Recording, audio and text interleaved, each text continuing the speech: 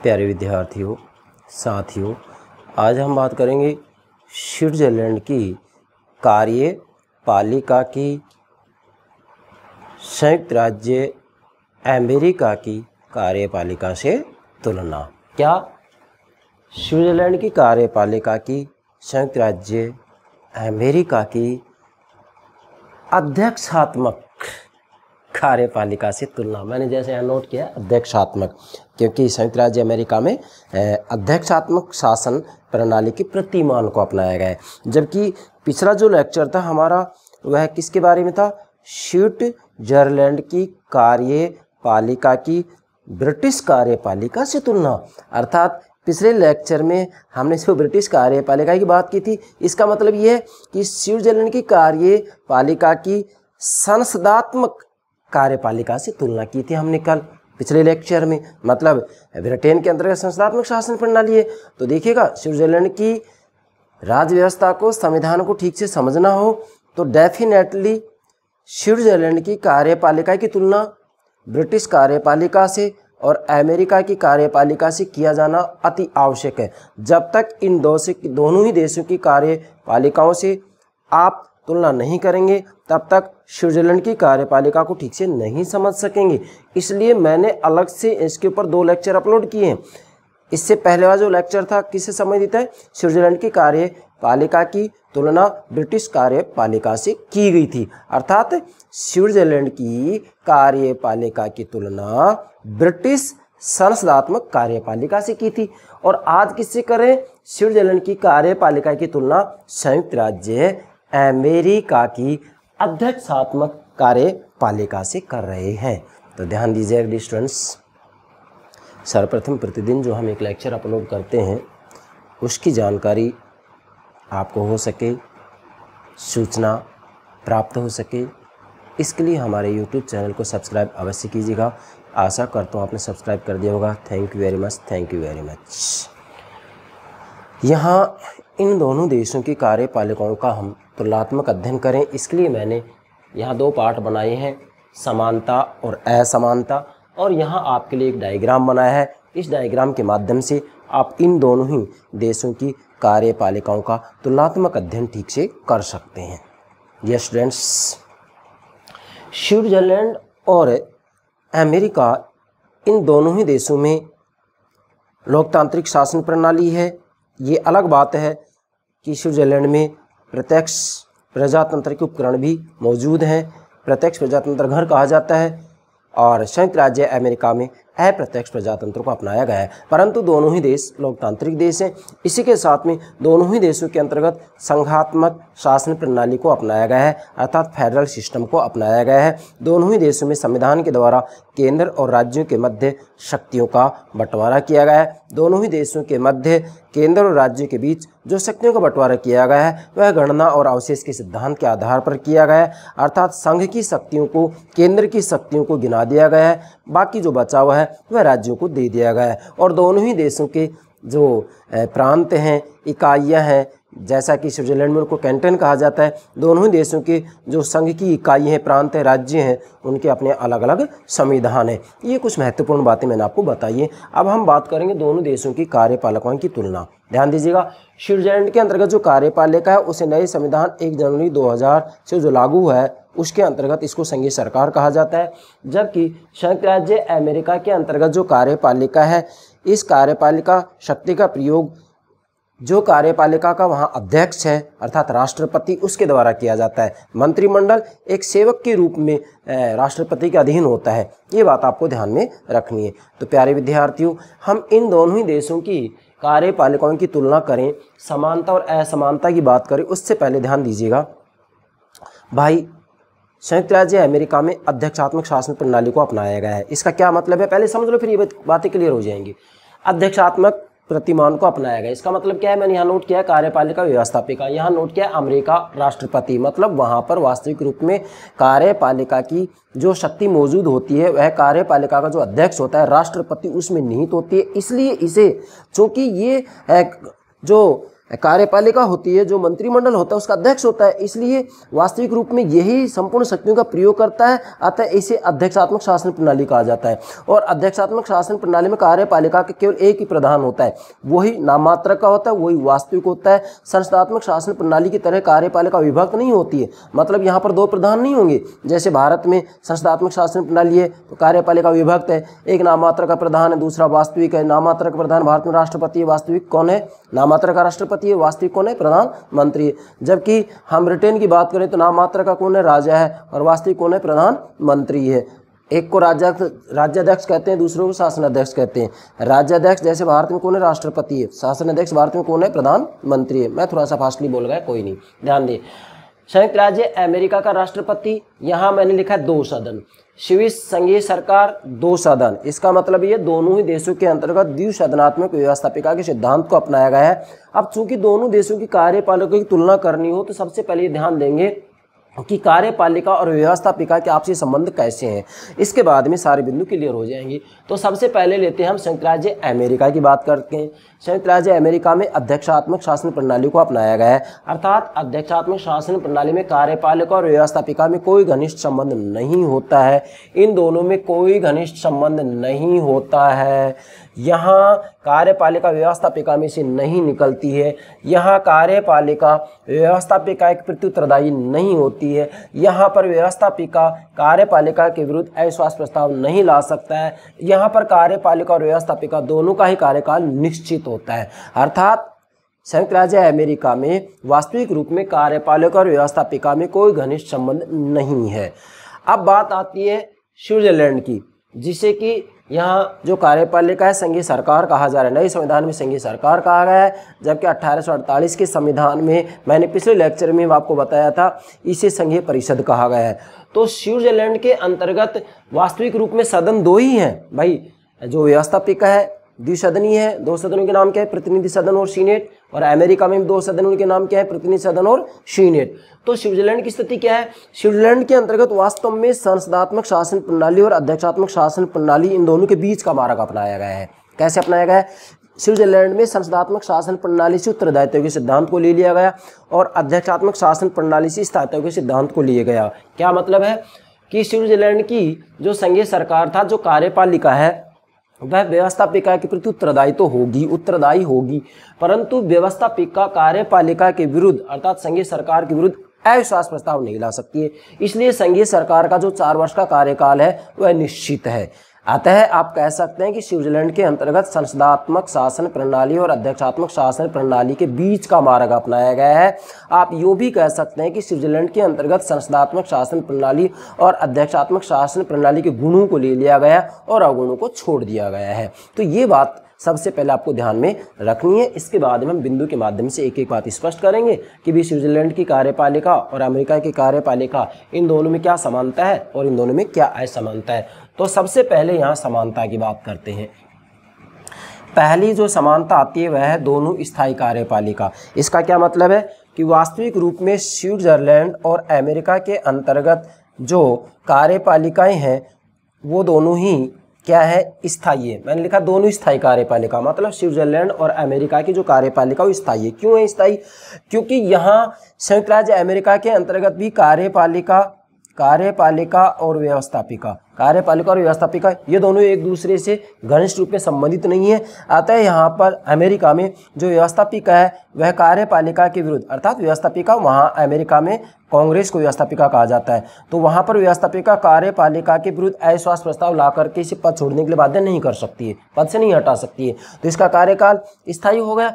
ठीक इसी प्रकार से स्विट्जरलैंड के अंतर्गत भी जो ये व्यवस्थापिका है, जिसे संघीय संसद कहा जाता है, स्विट्जरलैंड में संघीय संसद कहते हैं,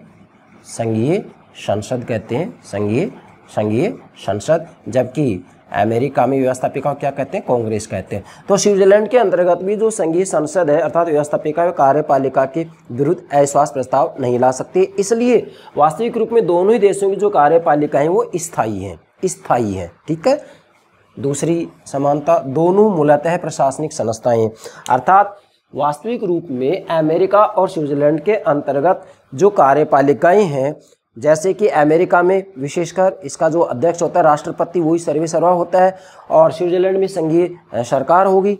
तो वास्तव में दोनों ही देशों के अंतर्गत जो ये कार्यपालिकाएं हैं वो प्रशासनिक कार्य करती हैं। ये प्रशासनिक संस्थाएं हैं, इनके द्वारा प्रशासनिक अधिकारियों की नियुक्ति की जाती है और इन्हीं के द्वारा विदेश नीति से संबंधित कार्य किया जाता है, दोनों के द्वारा ही।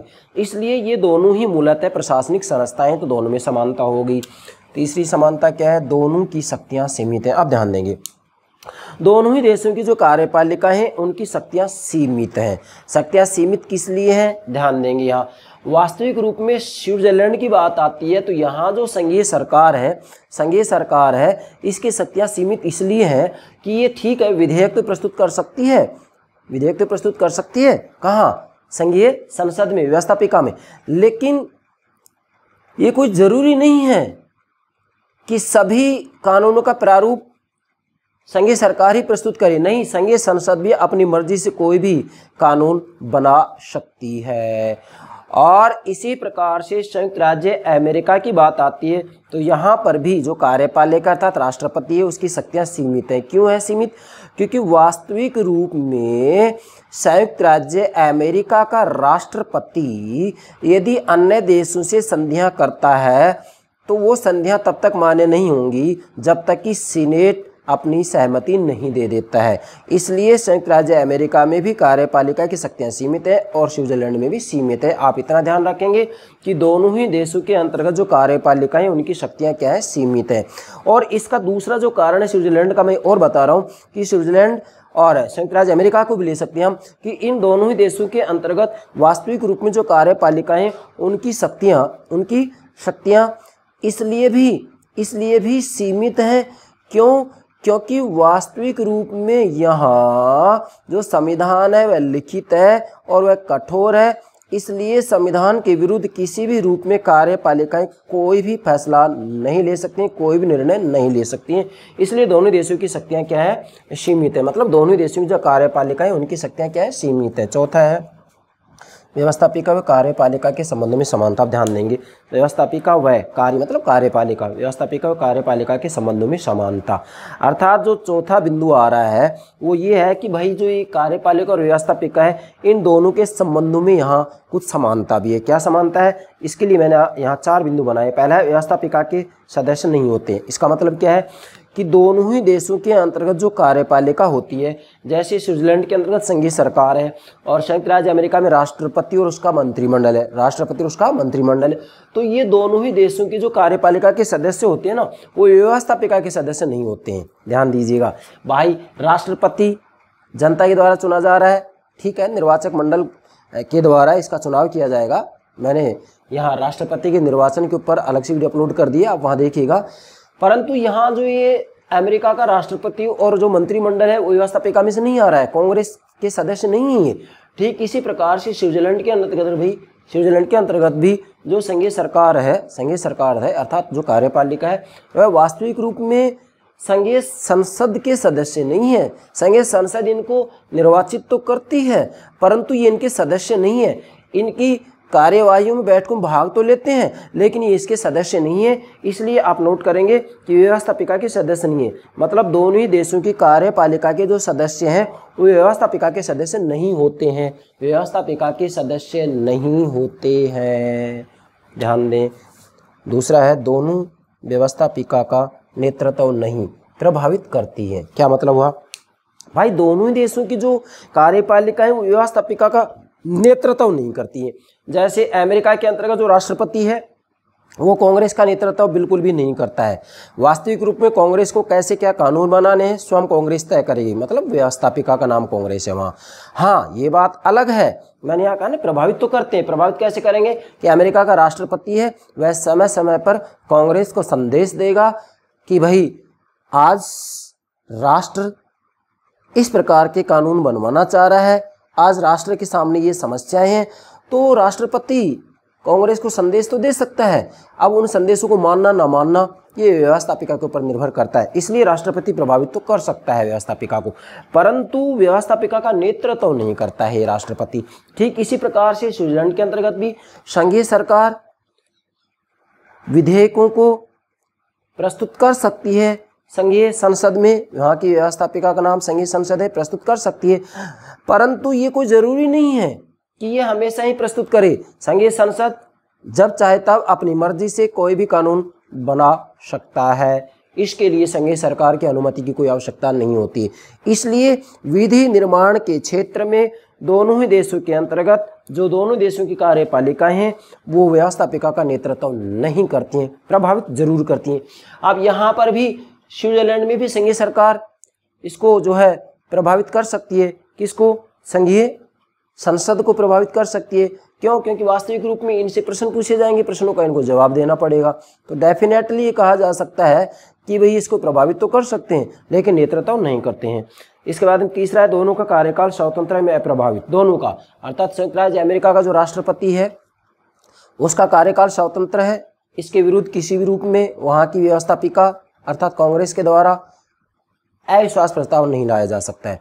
ठीक इसी प्रकार से स्विट्जरलैंड के अंतर्गत जो संघीय सरकार है अर्थात जो कार्यपालिका है इसके विरुद्ध वहाँ की व्यवस्थापिका अर्थात संघीय संसद अविश्वास प्रस्ताव नहीं ला सकती है।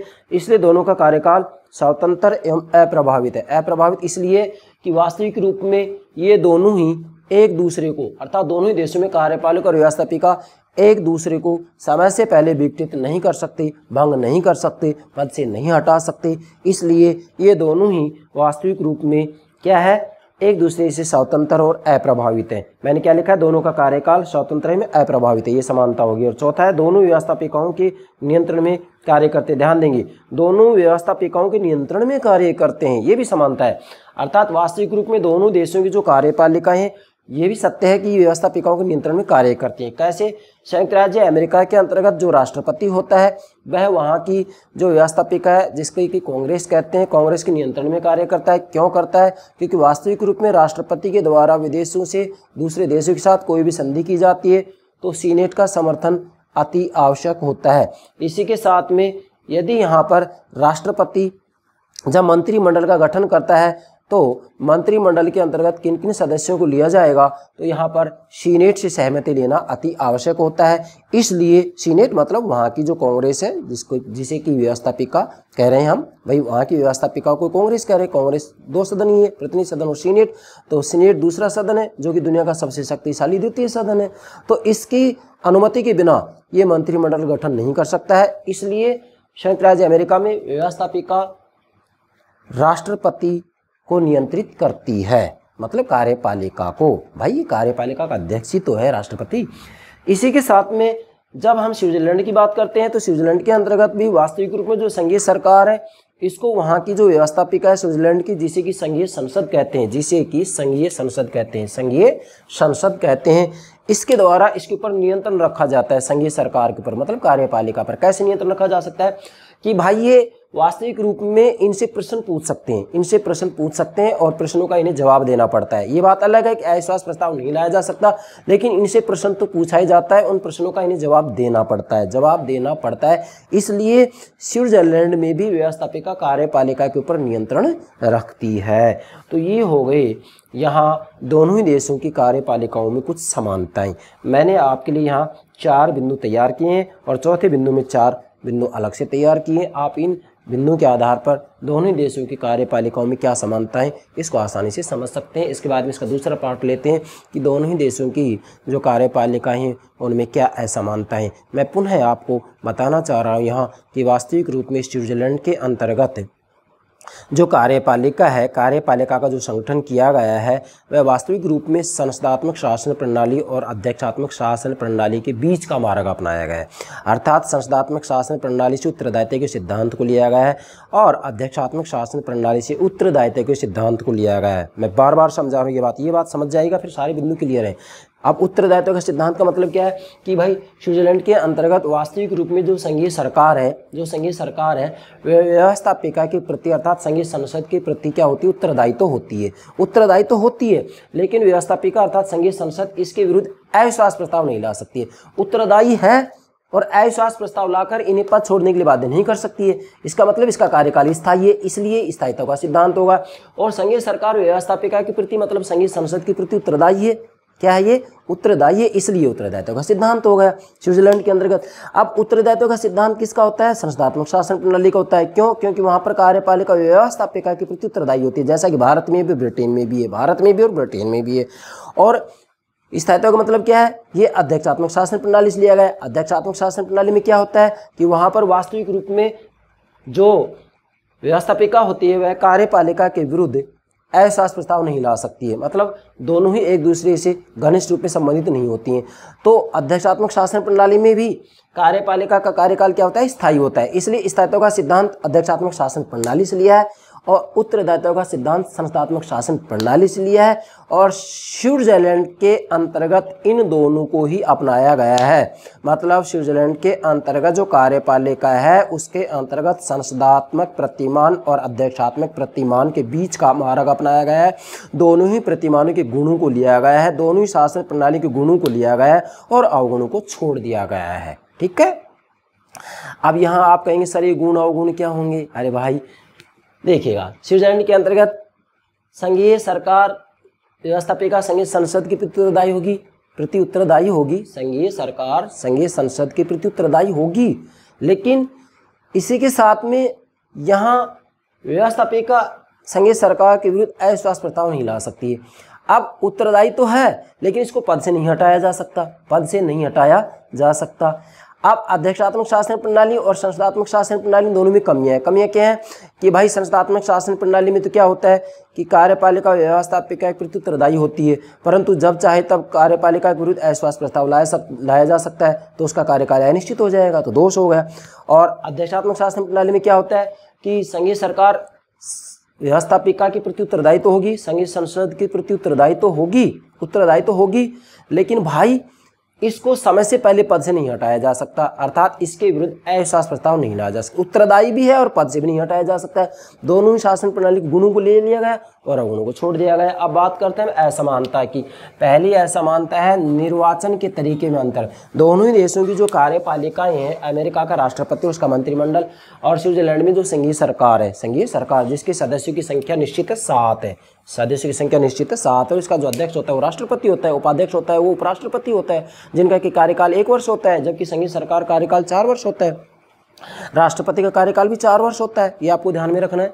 निर्वाचन के तरीके में अंतर, निर्वाचन के तरीके में अंतर क्या है कि स्विट्जरलैंड के अंतर्गत जो संघीय सरकार है, संघीय सरकार जिसे कि पुराने संविधान में संघीय परिषद कहा जाता है, मतलब कार्यपालिका, इस संघीय सरकार का जो निर्वाचन होता है वह संघीय संसद के द्वारा होता है। मतलब स्विट्जरलैंड के अंतर्गत जो कार्यपालिका है अर्थात संघीय सरकार के 7 सदस्यों का निर्वाचन संघीय संसद अर्थात व्यवस्थापिका के द्वारा किया जाता है।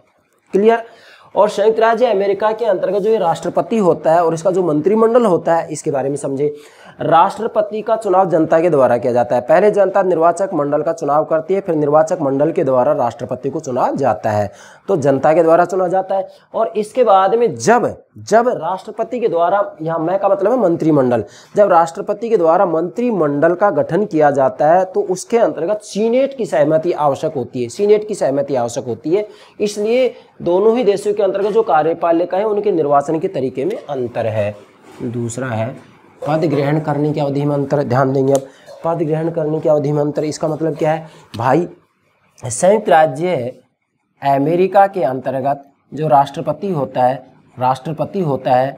राष्ट्रपति केवल 2 बार ही चुनाव लड़ सकता है, 2 बार राष्ट्रपति बन सकता है, 4-4 8 वर्ष तक लगातार भी चुनाव लड़ सकता है, लगातार राष्ट्रपति बन सकता है, 8 वर्ष तक वह राष्ट्रपति रह सकता है। जबकि स्विट्जरलैंड के अंतर्गत जो संघीय सरकार है, इसका जो अध्यक्ष होता है वही राष्ट्रपति कहलाता है, वही राष्ट्रपति है। ठीक है। अब ये वास्तविक रूप में राष्ट्रपति, चूंकि 7 सदस्यों की शक्तियाँ बिल्कुल समान है, तो राष्ट्रपति के पास अलग से कोई शक्तियाँ नहीं है। इसलिए कहा जाता है कि स्विट्जरलैंड का जो राष्ट्रपति है वह महत्वहीन राष्ट्रपति है, उसका कोई महत्व ही नहीं है। यस, बिल्कुल सही है। क्यों? क्योंकि यहाँ बहुल कार्यपालिका है भाई, 7 सदस्य, 7 सदस्य शक्तियों की दृष्टि से पूर्णतः बराबर है, इसमें कोई अंतर ही नहीं है। तो यहाँ वास्तविक रूप में हम देखते हैं कि जो स्विट्जरलैंड का राष्ट्रपति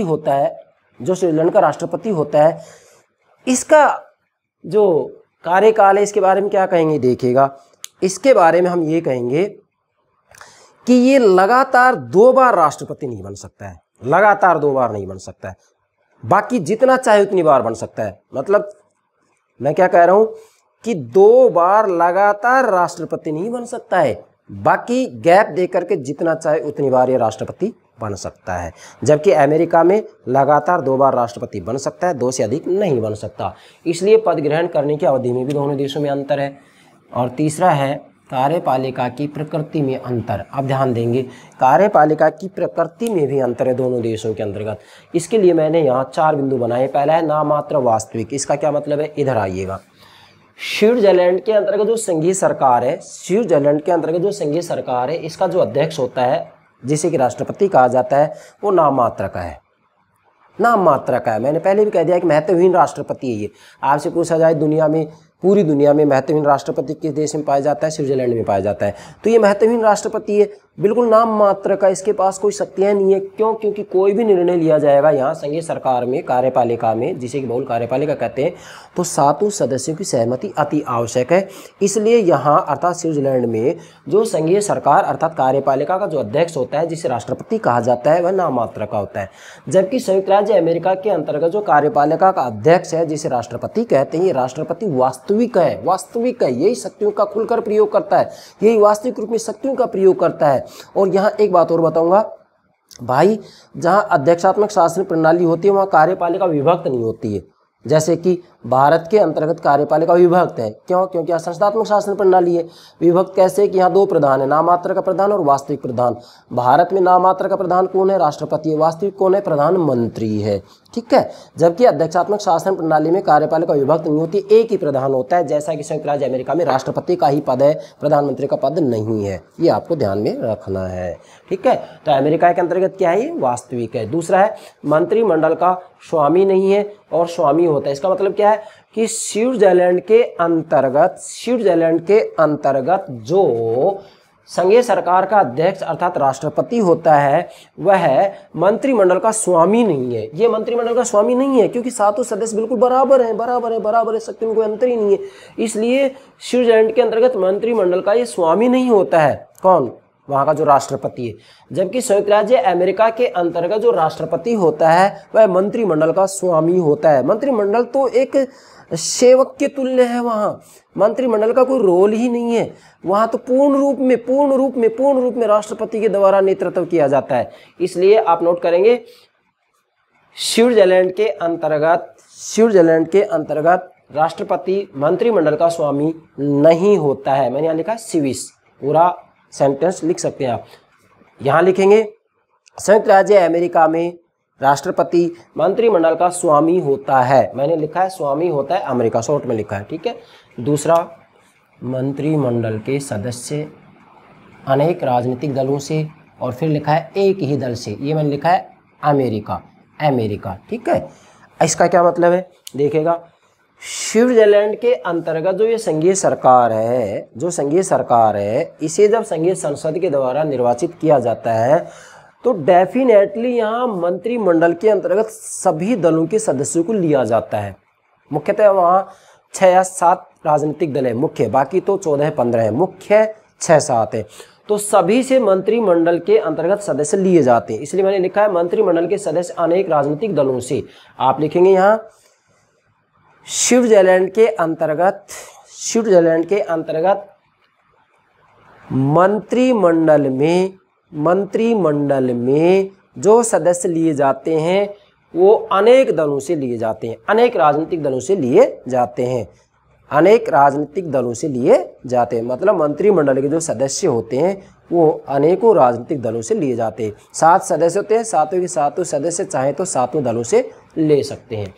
इसके बाद में अमेरिका की बात आती है तो अमेरिका के अंतर्गत जब मंत्रिमंडल का गठन किया जाता है राष्ट्रपति के द्वारा, तो फिर वो एक ही दल से लिया जाता है। भाई राष्ट्रपति कौन सी पार्टी का, डेमोक्रेटिक है या रिपब्लिकन है? वहाँ द्विदलीय व्यवस्था है, 2 दल है, डेमोक्रेटिक और रिपब्लिकन। तो वहाँ जब मंत्रिमंडल का गठन किया जाता है तो फिर डेफिनेटली एक ही दल से लिया जाएगा। इसलिए लिखेंगे संयुक्त राज्य अमेरिका के अंतर्गत मंत्रिमंडल के सदस्य एक ही दल से लिए जाते हैं। नोट कीजिएगा, संयुक्त राज्य अमेरिका के अंतर्गत मंत्रिमंडल के सदस्य एक ही दल से लिए जाते हैं। मैंने शॉर्ट में लिखा एक ही दल से, ब्रैकेट में लिखा अमेरिका। ठीक है। आगे चौथा है चौथा है मंत्रिमंडल टीम के रूप में काम नहीं, अमेरिका में राष्ट्रपति के नेतृत्व में टीम के रूप में काम करते हैं। क्या मतलब हुआ भाई, स्विट्जरलैंड के अंतर्गत वास्तविक रूप में जो मंत्रिमंडल होता है वो टीम के रूप में काम नहीं करता। इधर आइएगा, यहाँ संघीय सरकार है, इसके सदस्य संख्या 7 है, इसका अध्यक्ष राष्ट्रपति उपाध्यक्ष उपराष्ट्रपति है, जिसका कार्यकाल संघीय सरकार कार्यकाल 4 वर्ष है, जबकि राष्ट्रपति उपराष्ट्रपति कार्यकाल 1 वर्ष है। एक वर्ष बाकी बारी बारी से सभी राष्ट्रपति उपराष्ट्रपति बनते रहेंगे। परंतु वास्तविक रूप में यहाँ जो अध्यक्ष होता है वो नेतृत्व नहीं करता है। मतलब यहाँ मैंने लिखा ना, मंत्रिमंडल टीम के रूप में काम नहीं करते हैं, और अमेरिका में टीम के रूप में काम करते हैं और नेतृत्व करता है वो। यहाँ जो 7 सदस्य हैं वो शक्तियों की दृष्टि से पूर्णतः बराबर है, इसलिए नेतृत्व भी नहीं करता और टीम के रूप में काम भी नहीं करते हैं ये। क्यों? क्योंकि 7 सदस्य शक्तियों के रूप में बिल्कुल बराबर है।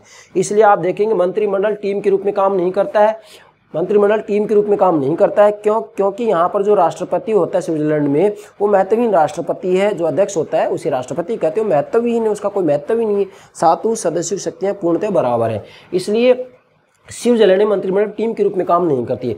जबकि अमेरिका के अंतर्गत जो मंत्रिमंडल होता है वह वास्तविक रूप में राष्ट्रपति के नेतृत्व में टीम के रूप में काम करती है, राष्ट्रपति के नेतृत्व में टीम के रूप में काम करती है। क्यों? क्योंकि यहाँ राष्ट्रपति के द्वारा ही सीनेट की सहमति से मंत्रिमंडल गठन किया जाता है और उसके बाद ही मंत्रिमंडल पूर्ण रूप में राष्ट्रपति के अधीन होता है। संयुक्त राज्य अमेरिका में जो मंत्रिमंडल होता है वह वास्तविक रूप में एक सेविका के रूप में, एक सेवक के रूप में राष्ट्रपति के अधीन कार्य करता है। सर्वेसर्वा राष्ट्रपति ही होता है, ये बात आपको ध्यान में रखनी है। मतलब मैं यहाँ ये कह सकता हूँ कि स्वामी राष्ट्रपति है और सेवक मंत्रिमंडल है, अमेरिका की बात है। तो अमेरिका में राष्ट्रपति के नेतृत्व में मंत्रिमंडल टीम के रूप में काम करता है। और इसके बाद में चौथा बिंदु बनाया है कार्यपालिका व्यवस्थापिका के संबंध में अंतर, अर्थात दोनों ही देशों के अंतर्गत जो सरकार के 2 अंग हैं, कार्यपालिका और व्यवस्थापिका, इन दोनों के आपसी संबंधों में क्या अंतर है, आपसी संबंधों में क्या अंतर है। मैंने ज़्यादातर बातें आपको समझा दी है, तो यहाँ दिक्कत नहीं आएगी। पहला है अमेरिका में निषेधात्मक और स्विट्जरलैंड में संबंधों की प्रकृति का भावात्मक है। क्या मतलब हुआ कि अमेरिका में कार्यपालिका और व्यवस्थापिका के संबंध क्या है, निषेधात्मक है। इसका क्या मतलब है कि संयुक्त राज्य अमेरिका में कार्यपालिका और व्यवस्थापिका ये दोनों ही एक दूसरे की शक्ति को नियंत्रित करते हैं। क्यों? क्योंकि अमेरिका में शक्ति पृथक्करण और नियंत्रण व संतुलन के सिद्धांत को अपनाया गया है। मतलब यहाँ मुख्य बात ये है कि ये एक प्रकार से ये 2 शक्ति हो गई, कार्यपालिका और व्यवस्थापिका। तो अमेरिका के अंतर्गत दोनों ही शक्ति एक दूसरे को नियंत्रित करती हैं, जिससे कि शक्ति का दुरुपयोग नहीं हो।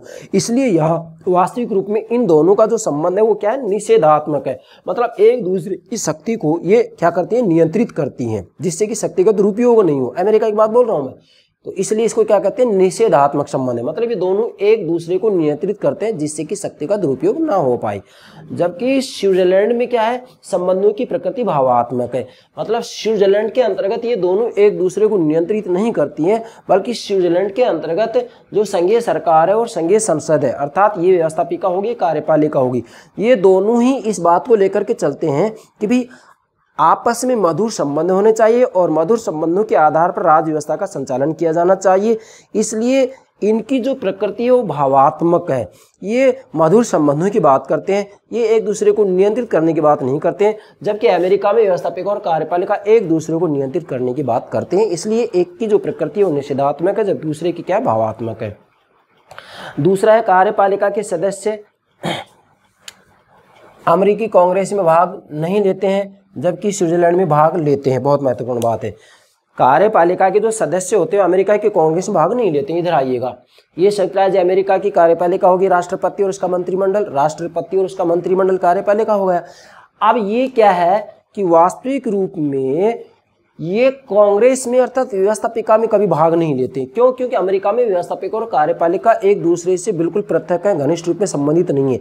अमेरिका के अंतर्गत जो कार्यपालिका के सदस्य होते हैं कभी भी व्यवस्थापिका में भाग नहीं लेते हैं, अर्थात कांग्रेस, वहाँ की जो व्यवस्थापिका से कांग्रेस कहते हैं, वहाँ की कांग्रेस अर्थात व्यवस्थापिका में भाग नहीं लेते हैं, यहाँ किसी भी रूप में नहीं बैठते हैं वो व्यवस्थापिका के अंतर्गत। अमेरिका की बात बोल रहा हूँ मैं। जबकि स्विट्जरलैंड के अंतर्गत संघीय सरकार के जो सदस्य होते हैं, ये अलग बात है कि संघीय संसद इन्हें निर्वाचित करती है, परंतु ये संघीय संसद में बैठते हैं और इनसे प्रश्न भी पूछे जाते हैं। इसलिए स्विट्जरलैंड के अंतर्गत वास्तव में जो कार्यपालिका के सदस्य होते हैं वो भाग लेते हैं। किसमें भाग लेते हैं? व्यवस्थापिका में। स्विट्जरलैंड में व्यवस्थापिका का क्या नाम है? संघीय संसद। तो स्विट्जरलैंड में संघीय सरकार अर्थात कार्यपालिका के सदस्य संघीय संसद अर्थात व्यवस्थापिका के अंतर्गत भाग लेते हैं।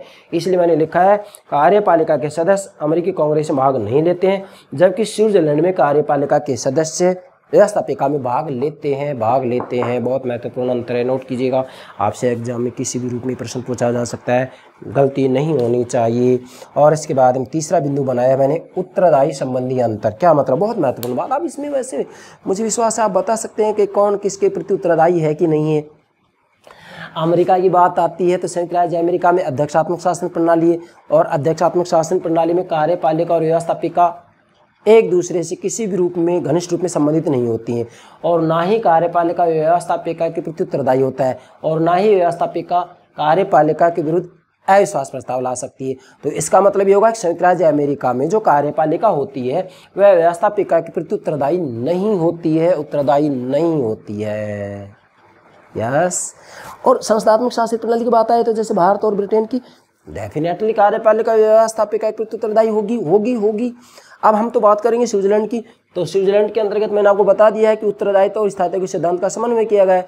तो स्विट्जरलैंड के अंतर्गत जो कार्यपालिका है जिसे संघीय सरकार कहा गया है नए संविधान में, तो संघीय सरकार संघीय संसद अर्थात व्यवस्थापिका के प्रति उत्तरदायी है। हाँ, संघीय संसद मतलब व्यवस्थापिका, कार्यपालिका अर्थात संघीय सरकार के विरुद्ध अविश्वास प्रस्ताव नहीं ला सकती है, परंतु संघीय सरकार अर्थात कार्यपालिका व्यवस्थापिका के प्रति अर्थात संघीय संसद के प्रति उत्तरदायी है।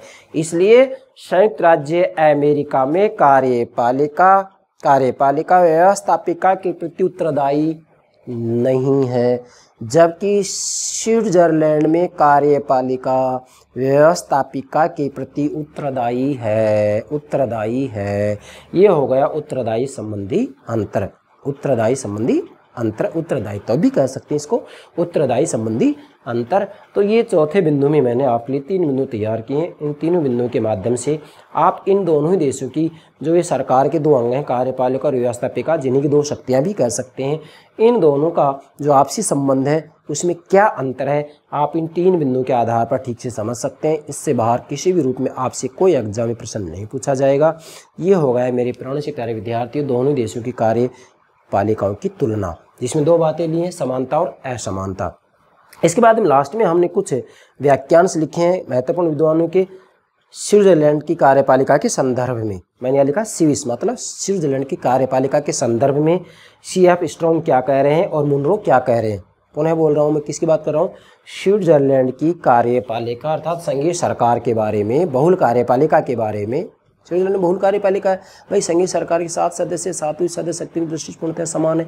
इसका जो अध्यक्ष होता है वो राष्ट्रपति लेकिन नाम मात्र का होता है, वो किसी भी रूप में शक्तियों की दृष्टि से अलग है ही नहीं। 7वीं सदस्य शक्ति की दृष्टि पूर्णतः समान है। तो इस कार्यपालिका के बारे में ही CF स्ट्रॉन्ग और मुनरो क्या करें? CF स्ट्रॉन्ग कह रहे हैं कि संसार के अन्य राज्यों की कार्यपालिकाओं का जब अध्ययन किया जाता है तो किसी भी कार्यपालिका की तरफ ध्यान आकर्षण नहीं होता, परंतु स्विट्जरलैंड की कार्यपालिका की तरफ हमारा ध्यान आकर्षित होता है। क्यों? क्योंकि ये विचित्र कार्यपालिका है जिसे कि बहुल कार्यपालिका कहा जाता है। कौन कह रहे हैं बात? CF strong. तो नोट कर सकते हैं सब बातें।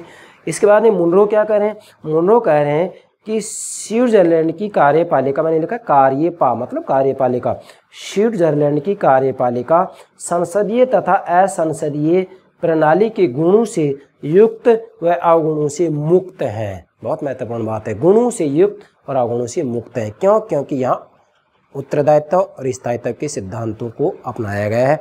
उत्तरदायित्व का सिद्धांत संसदात्मक शासन प्रणाली से लिया गया है और स्थायित्व का सिद्धांत अध्यक्षात्मक शासन प्रणाली से लिया गया है। कहने का भावार्थ ये है कि वास्तव में स्विट्जरलैंड के अंतर्गत जो कार्यपालिका है, मुनरो कह रहे हैं कि उसमें संसदीय तथा असंसदीय मतलब संसदात्मक और अध्यक्षात्मक, संसदीय तथा असंसदीय के गुणों से युक्त और अवगुणों से मुक्त है। अर्थात इसके अंतर्गत इस रूप में समन्वय किया गया है कि संस्थात्मक शासन प्रणाली के अवगुणों से बचा जा सके और अध्यक्षात्मक शासन प्रणाली के अवगुणों से भी बचा जा सके, और दोनों के गुणों को ले लिया गया है। जैसे संस्थात्मक शासन प्रणाली का गुण है उत्तरदायित्व, लेकिन अवगुण ये है कि भाई व्यवस्थापिका कार्यपालिका के विरुद्ध कभी भी अविश्वास प्रस्ताव ला सकती है और पद छोड़ने के लिए बाध्य किया जा सकता है। और अध्यक्षात्मक शासन प्रणाली में क्या है कि कार्यपालिका व्यवस्थापिका के प्रति उत्तरदायी नहीं है, परंतु यहाँ मूल बात यह है कि कार्यपालिका तानाशाह बन सकती है। इसलिए स्विट्जरलैंड में दोनों ही शासन प्रणालियों के गुणों को ले लिया गया, उत्तरदायित्व का सिद्धांत भी ले लिया और स्थायित्व का सिद्धांत भी ले लिया। मतलब कार्यपालिका व्यवस्थापिका के प्रति उत्तरदायी भी होगी और व्यवस्थापिका कार्यपालिका के विरुद्ध अविश्वास प्रस्ताव भी नहीं ला सकती है, मतलब पद छोड़ने के लिए बाध्य भी नहीं कर सकती है और कार्यपालिका को उत्तरदायी भी बना दिया। तो ये हो गया दोनों के गुणों से युक्त और अवगुणों से मुक्त। फिर से बोल रहा हूँ, स्विट्जरलैंड की कार्यपालिका संसदीय तथा असंसदीय शासन प्रणाली के गुणों से युक्त व अवगुणों से मुक्त है। किसने की ये बात? मुनरो ने। ये हो गया स्विट्जरलैंड की कार्यपालिका की अमेरिका की अध्यक्षात्मक कार्यपालिका से तुलना। क्यों? क्योंकि अमेरिका के अंतर्गत अध्यक्षात्मक शासन प्रणाली के प्रतिमान को अपनाया गया है, जबकि ब्रिटेन के अंतर्गत संसदात्मक शासन प्रणाली के प्रतिमान को अपनाया गया है। और ब्रिटिश शासन प्रणाली का जब हम अध्ययन करते हैं, ब्रिटिश संविधान का जब हम अध्ययन करते हैं, तो मैंने आपको पहले बता भी दिया था कि संसदात्मक शासन प्रणाली की जननी ब्रिटेन है, सभी संविधानों की जननी ब्रिटेन है, द्विसदनात्मक व्यवस्थापिका की जननी भी कौन है? ब्रिटेन है। ये सब बातें आप ब्रिटिश संविधान के अंतर्गत मैंने समझा दी हैं, आप प्ले लिस्ट के अंतर्गत देख सकते हैं। मैंने ब्रिटेन का संविधान पूर्ण रूप में समझा दिया है, सभी लेक्चर अपलोड कर दिए हैं। संयुक्त राज्य अमेरिका का संविधान ही पूर्ण रूप में समझा दिया है, सभी वीडियो अपलोड कर दिए हैं। अभी तीसरा संविधान चल रहा है, स्विट्जरलैंड का संविधान, इसको भी मैं क्रमबद्ध रूप में संपूर्ण रूप में समझाऊंगा। और इसके बाद में जापान का संविधान लेंगे, जापान के संविधान के बाद में चीन के संविधान की बात करेंगे। ठीक है डी स्टूडेंट्स, मेरा मूल लक्ष्य है राजनीति विज्ञान को गहराई से समझाना। तो मुझे पूरा विश्वास है आप दोनों देशों की कार्यपालिकाओं की तुलना को, अर्थात समानता और असमानता को ठीक से समझ गए होंगे। Yes, okay, thank you very much.